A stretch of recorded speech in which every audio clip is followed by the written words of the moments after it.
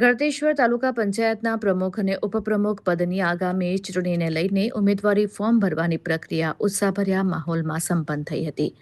Bharatiya Janata party દ્વારા પોતાના સત્તાવાર ઉમેદવારોના નામો જાહેર કરી ફોર્મ ભરવામાં આવ્યા છે. ગળતેશ્વર તાલુકા પંચાયતના સર્વોચ્ચ એવા પ્રમુખ પદ માટે ભાજપ શાસિત પેનલમાંથી સોનલબેન જયકિશન પટેલ દ્વારા વિધિવત રીતે પોતાની ઉમેદવારી નોંધાવવામાં આવી છે.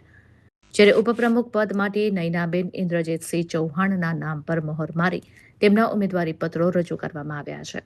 આ ઉમેદવારી પત્ર ભરવાની પ્રક્રિયા દરમિયાન ભાજપના સ્થાનિક સંગઠનના પ્રમુખ નીરવભાઈ તથા સંગઠનના હોદ્દેદારો, તાલુકા પંચાયતના સદસ્યો, મોટી સંખ્યામાં કાર્યકરો ઉપસ્થિત રહ્યા હતા. પક્ષના અગ્રણીઓએ બંને મહિલા ઉમેદવારોની જીત માટે આગોતરી શુભેચ્છાઓ પાઠવી હતી અને તાલુકાના વિકાસ કાર્યોને વધુ વેગ આપવાનો સંકલ્પ વ્યક્ત કર્યો હતો. ફોર્મ ભરવાની પ્રક્રિયા પૂર્ણ થતાં જ હવે આગામી દિવસોમાં યોજાનારી સત્તાવાર વરણી પર સૌની નજર મંડાયેલી છે.